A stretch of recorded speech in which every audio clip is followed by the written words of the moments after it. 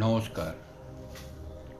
কয়াল এন্টারটেনমেন্টের বর্তমানে 65তম ছবি হিসাবে আসতে চলেছে।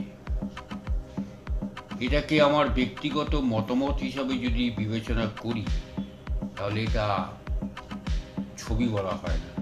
এটা আমাদের দৈনন্দিন জীবন সংগ্রামের একটা ছোট্ট অনুভূতি, যার ফলস্বরূপ এর কাহিনী বিন্যাস নিয়ে যখন আমি পরিচালকের সঙ্গে কথা বলেছিলাম, তখন আমাদের পরিচালক রাজকুমার কয়াল এক বাক্যে এই ছবিটি করতে আমাকে উৎসাহিত করেছিল।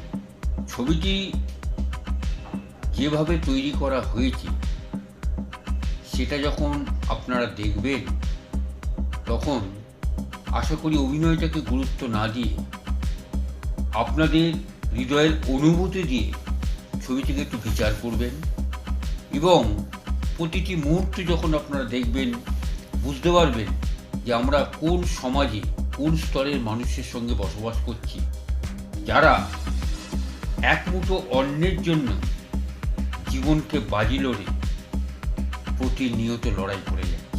তাই খেটে খাওয়া, লড়াই করা মানুষদের জীবন নিয়ে এই কাহিনী আমরা তৈরি করেছি। সুতরাং আপনাদের কাছে আমার বিনীত নিবেদন, আপনারা দয়া করে ছবিটি দেখবেন এবং আপনাদের মতামত এই ছবিটির জন্য অনেক অপরিহার্য হিসাবে গণ্য হবে।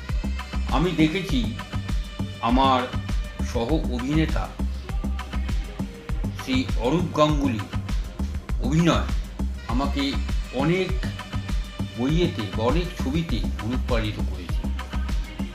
এখানেও আপনারা সেই আমার প্রিয় একজন অভিনেতা অরূপ গাঙ্গুলিকে একটা সুন্দর জায়গায়, সুন্দর উপস্থিতির মাধ্যমে আপনারা দেখতে পাবেন।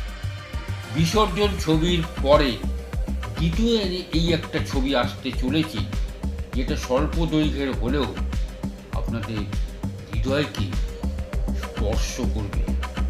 এই একটা কথা আমি বলে দিই। নমস্কার, ভালো থাকবেন।